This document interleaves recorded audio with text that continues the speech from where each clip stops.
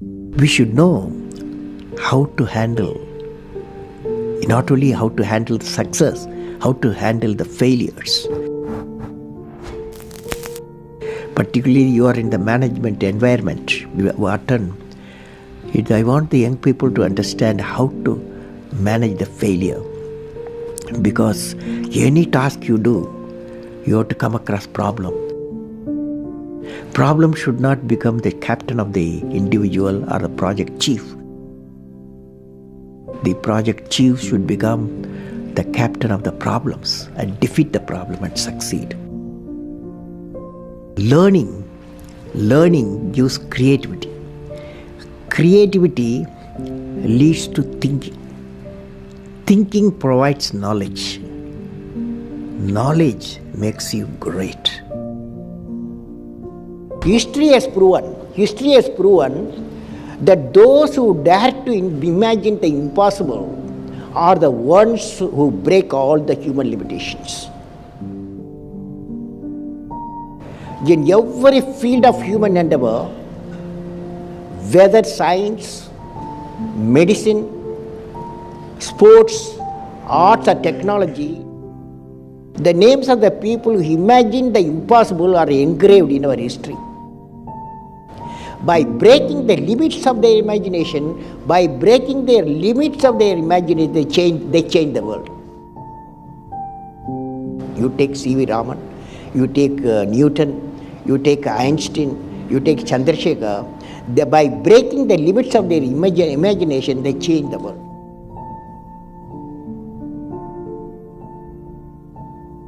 If you want to be discoverers, if you want to be innovators, I am going to give you what type of characteristic you must have.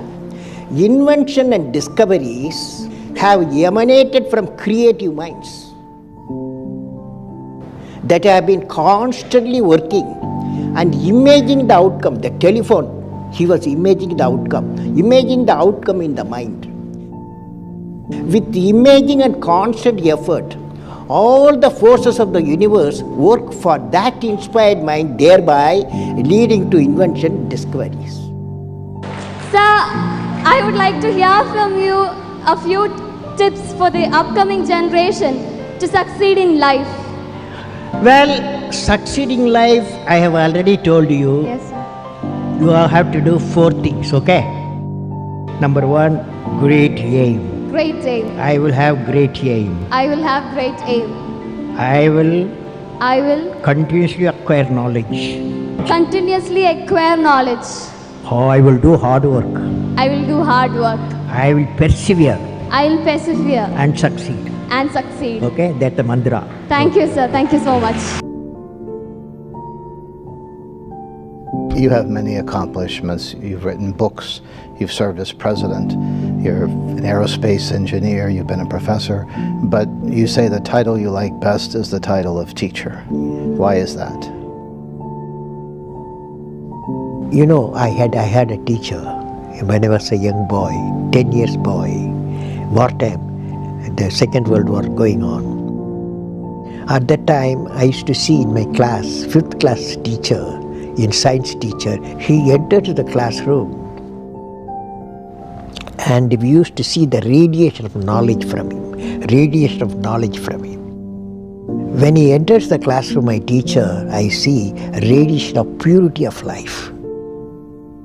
And the way he taught, my dream got shaped. What should be my way of life? He is the person, the teacher gave me the vision of my life when I was a young fellow. Now a teacher has got a fantastic opportunity to grow minds, to enrich the minds and give the dreams to the young people and nurture the dreams with them, and they will become a great human being. Sometime they will become better than you, but better than the teacher. So that opportunity you have. I will have great aim. I will continuously acquire knowledge. I will do hard work. I will persevere and succeed. Great lesson which no university taught me, no book taught me, but that one person, that institution taught me such a big lesson. How to manage success, most importantly the failure. How to live a good life, how to live a beautiful life without thinking which country you belong, without thinking which religion you belong, without thinking which language you belong, without thinking which caste you belong. To represent the indomitable spirit of a man.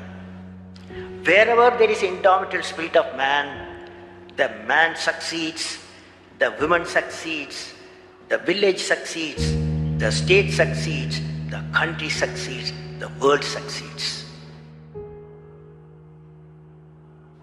The indomitable spirit.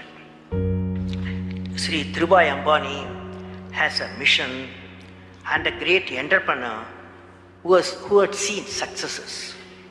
For success, any mission, what we need is indomitable spirit. Let us study the characteristics of an indomitable spirit. It has two components. Indomitable spirit has got two components.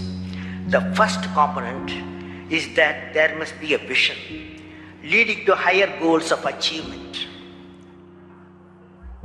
I would like to recall a couplet, the Tirukkural, by the poet Saint Thiruvalluvar, written in 2000 years ago.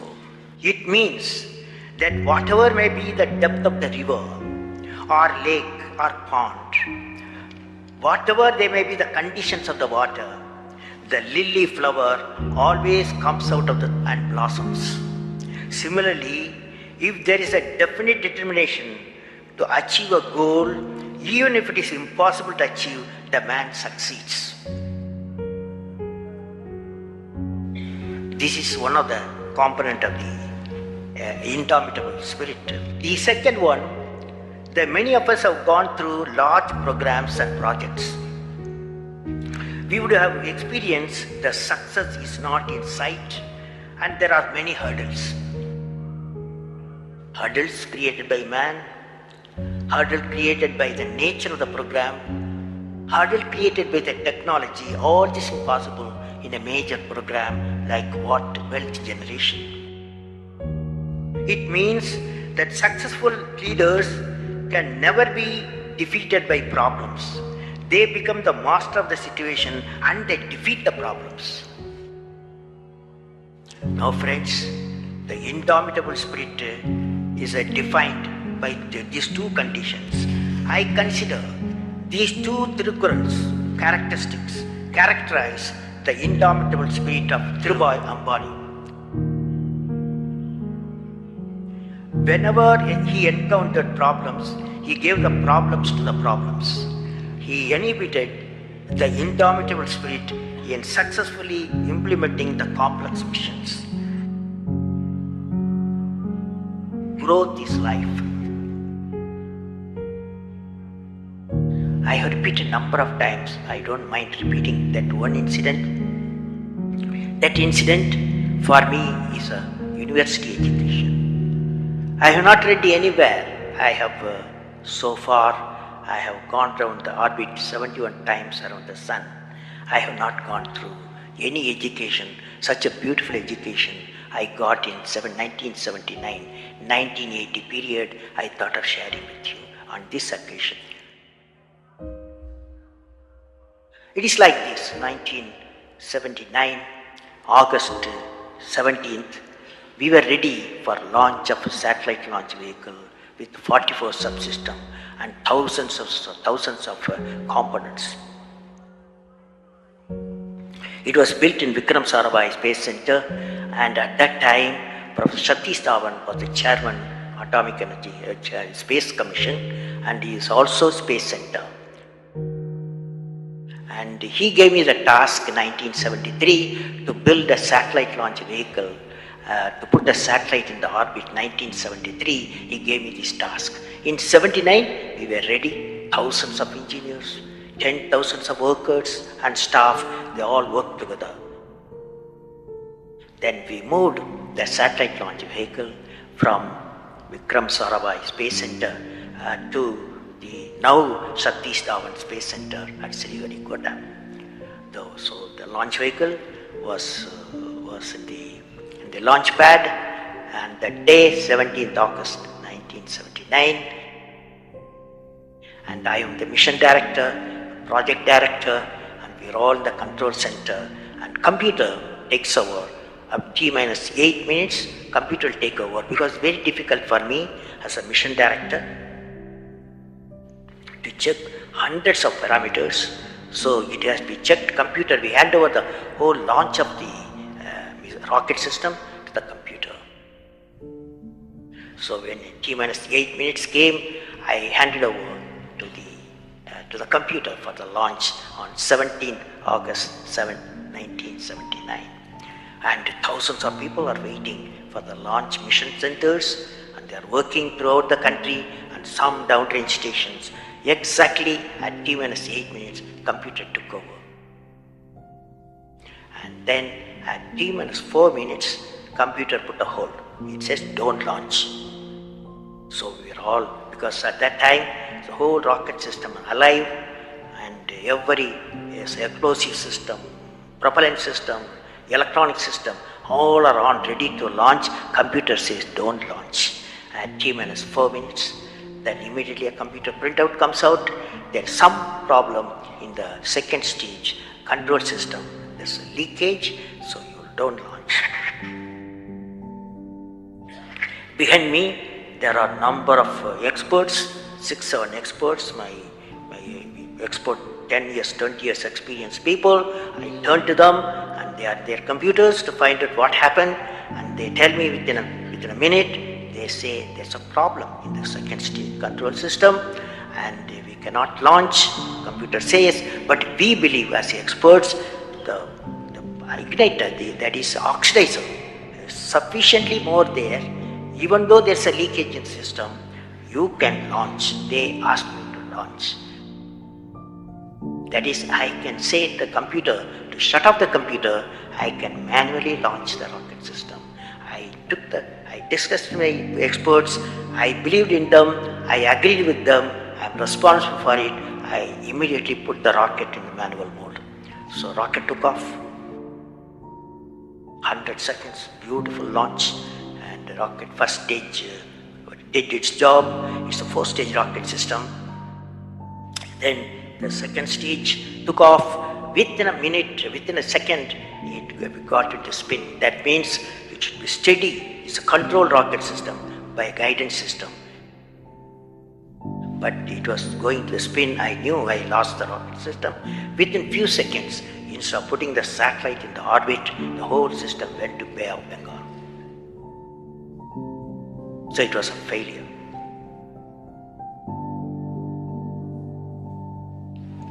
And then how do you handle a failure? It's very important for entrepreneurs. Life is not so simple. We have to handle the failures with stout heart. My chairman, that is the Professor Satish Dhawan, exactly at 6:30, I was very tired of continuously working. He come to my room, you join me for a press conference. On that day, in the morning, there's a press conference. Hundreds of press reporters, media people have assembled. Professor Satish Dhawan told me, I am going to handle the press conference. You are going to come with me. He took me there. And there was a press, the national press, international press. They asked a lot of questions. How can you put 20 crores in Bay of Bengal? One guy asked. And like that, so many serious questions. After all, people will ask questions, the people's money. So like that, number of questions were there. And Professor Satish Dhawan said, yes, it's a failure. First time we have launched, we have gained a lot of system, and definitely we will succeed. I will give all the support to my technologies. I will give all the supports to my scientists. We will succeed in a year's time, he said.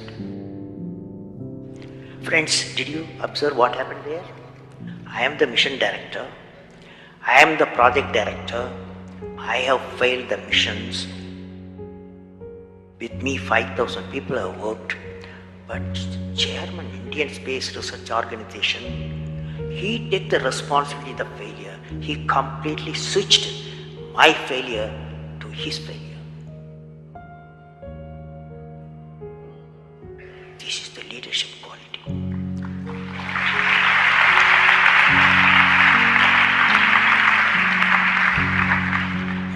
Exactly after 1 year, that is 18th July 1980, we go to the launch pad and the countdown starts. T-8 minutes I hand over to the computer. Computer checks out. First stage, it initiates the rocket system. First stage gives the required velocity. Second stage gives the required velocity. Third stage gives the required velocity. And fourth stage required the escape velocity for the put the satellite in the orbit. I am seeing in front of me what is the performance taking place.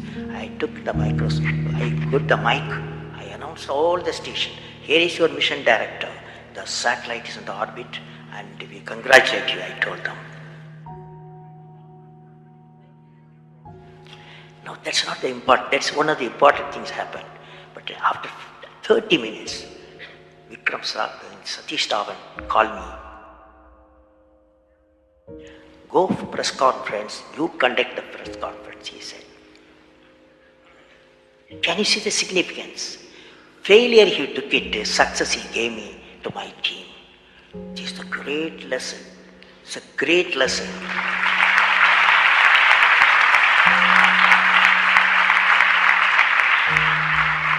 This is a great lesson which no university taught me, no book taught me, but that one person, that institution that taught me such a big lesson.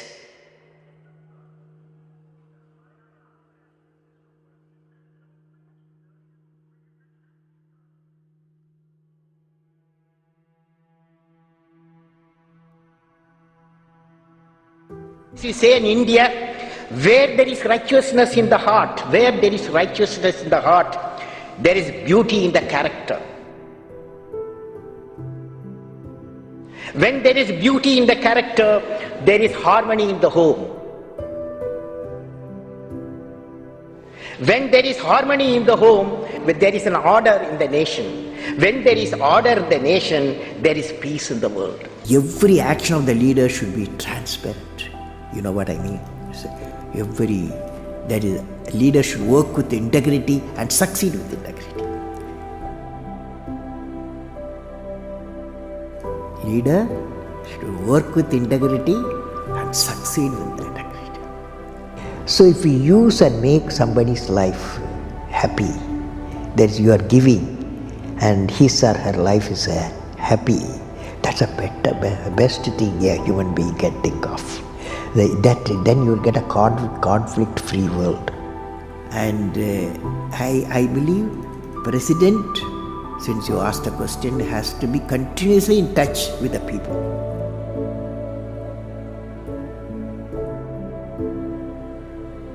I have a feeling, whenever I give something, I feel happy. You see, this is you try. And that whatever you may have knowledge, you have sometimes better economy you may have, better, because sometimes you can have a kind words you can have.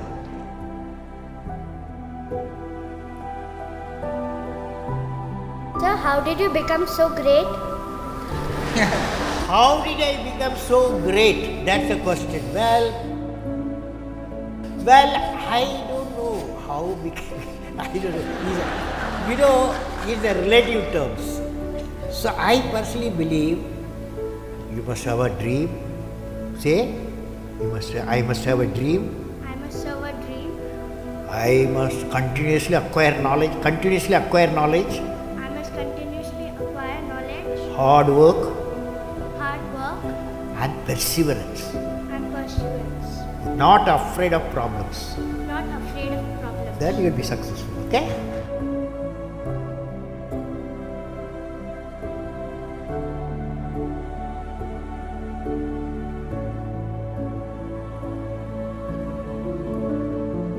what did I learn from the youth of 11 million people?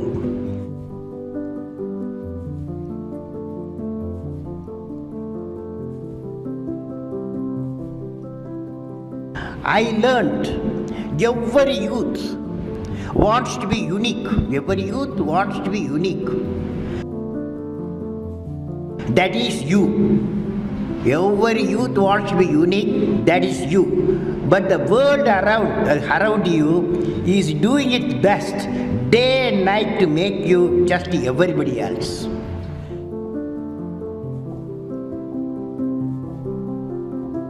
Question is whether you want to be you or everybody else. You want to be you, not everybody else. Now, if the question being like everybody else is convenient at the first glance, but not satisfying in the long vision. The challenge, therefore, my young friends, is that you have to fight the hardest battle. You have to fight the hardest battle which any human being can ever imagine to fight, and never stop fighting until you arrive at your destined place. That is the unique you.